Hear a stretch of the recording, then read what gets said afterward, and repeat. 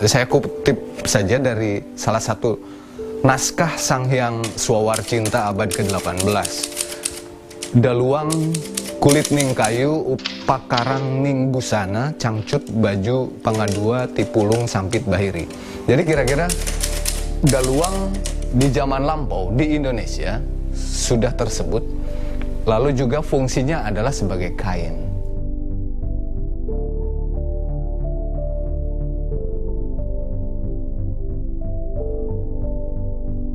Saya pribadi mengenal daluang 2006. Ternyata setelah saya terjerumus, akhirnya juga saya menemukan beberapa catatan baik dari cerita langsung.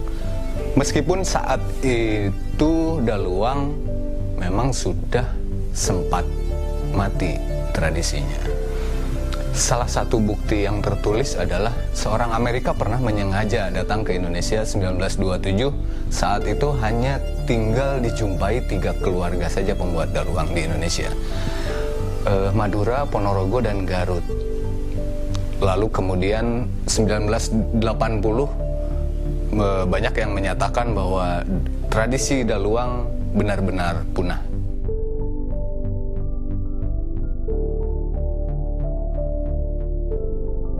Dari temuan-temuan naskah yang ditemui saat ini, baik yang sudah menjadi koleksi lembaga-lembaga negara seperti Arsip Nasional, Perpustakaan Nasional, museum-museum, di sana kita bisa menjumpai artefak naskah yang juga banyak diperoleh dari lingkungan pesantren sebagai media tulis untuk mencatat segala hal yang berhubungan dengan kepercayaan, yaitu salah satu bukti bahwa juga daluang adalah medium untuk menyimpan, mencatat, lalu menyebarluaskan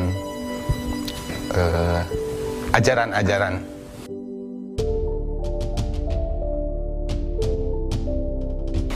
Lalu di era 90-an, 95-an, ada sekelompok penggiat yang kemudian berinisiatif merekonstruksi ulang tentang daluang di Kampung Tunggilis, Wanaraja, Garut. Lalu akhirnya baru di 2006 saya mengenal dan ada kepenasaran bagi saya karena banyak kemungkinan di daluang ini untuk dieksplorasi, masih memungkinkan untuk dihadirkan hari ini, bisa menjadi tambahan ikon baru menurut saya di ranah kriya, salah satunya ya, ranah kriya Indonesia, selain batik, selain wayang, selain angklung.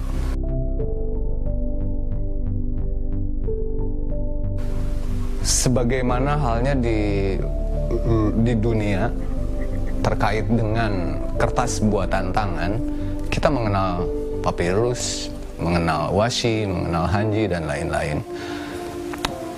Dari beberapa itu, mereka masih eksis, menjadi kebanggaan masing-masing negaranya, bisa menjadi ya ikon budaya masing-masing. Kita punya daluang gitu. Saya merasa ya tidak ada salahnya untuk menghadirkan kembali dan juga kemudian mengeksplornya, juga kemudian mengkolaborasikan dengan beragam disiplin keilmuan, baik seni rupa atau di wilayah lain. Halo semua, saya Eva. Saya founder Celup. Jadi Celup itu adalah produk kain dan pakaian jadi yang semuanya terbuat dari pewarnaan alam. Saya kira-kira ya ini sudah tahun ke-6 saya memulai Celup. yang memang spesifikasinya lebih ke shibori dan pewarnaan alam. Cuma belakangan memang merambah ke pewarnaan alam yang saya pikir masih inline karena sama-sama memakai pewarna dari alam yang ada di sekitar kita, atau tepatnya yang ada di sekitar rumah saya. Kenapa saya merasa harus memakai pewarna alam? Karena saya pikir memang, saya merasa memang sudah seharusnya kita semua sadar akan lingkungan. Salah satunya adalah memakai segala sesuatu yang ramah lingkungan. Caranya seperti apa? Di saya contohnya adalah misalnya saya menanam tanaman yang akan saya pakai untuk saya pergunakan di kain. Memang tidak banyak, tetapi saya berusaha untuk tidak harus membeli alat-alat tersebut gitu. Maksudnya gini, secara kolaborasi daluang sesuatu yang sangat sulit dibikin dengan nilai filosofi yang sangat tinggi, dan saya mempergunakan juga pewarna alam. Kenapa pewarna alam? Kalau saya pakai sintetis, saya nggak bisa menghargai si barang ini gitu. Bukan bahwa pewarna sintetis adalah tidak baik, tetapi saya pikir ini alam ketemu alam gitu kan, secara estetika akan lebih pantas gitu, bersanding menurut saya saat itu.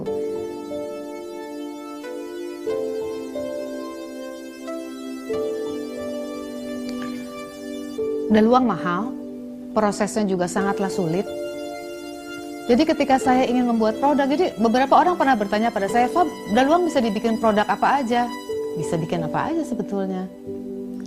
Tetapi ketika misalnya beberapa hari lalu saya dapat kain daluang, saya dapat daluang yang sangatlah tipis. Saya nggak akan pernah tega untuk menyincang kain ini untuk dijadikan sesuatu misalnya. Jadi saya memilih untuk tetap membiarkan keindahan si daluang tersebut dengan membeli pewarna alam, dan tetap saya biarkan putih di bagian sini agar yang belum pernah tahu juga tahu, oh aslinya seperti ini, dan ternyata bisa dicelup, bisa dibuat produk. Tetapi karena saya bukan desainer produk misalnya, saya juga kebayang harus presisi untuk bikin, bukan soal presisi tetapi bahwa bagaimana kita bisa membuat sebuah produk tanpa menghilangkan keindahan atau nilai estetika dari daluang tersebut. Saya lebih ke situnya sih. Gitu.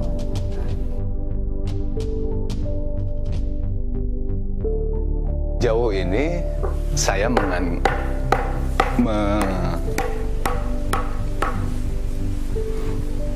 memberi harga untuk daluang berdasarkan ukuran.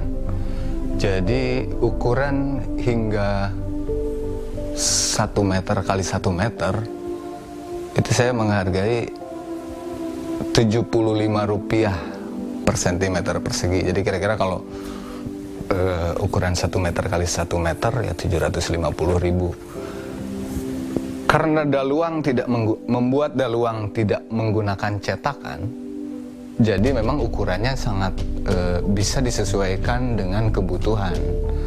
Maka perhitungan harga itu adalah berdasarkan luas. Permintaan sendiri masih berlangsung, bahkan juga kita mengenal selain penamaan daluang, juga kita mengenal ulan tage di Bali. Daluang adalah ulan tage juga. Masih dipergunakan, terutama untuk keperluan disertakan dalam beberapa upacara tertentu di sana.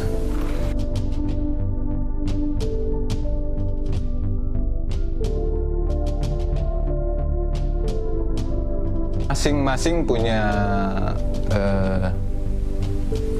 keunikan atau tingkat kesulitan tersendiri.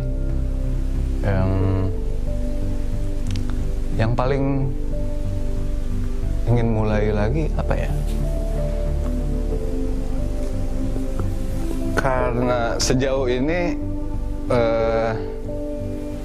apa yang saya lakukan banyak mengedepankan spontanitas. Jadi kadang beberapa hal tidak direncanakan di awal, Tapi saat berjumpa dengan seseorang atau material baru, saat itulah keinginan untuk mengkolaborasikannya dengan siapapun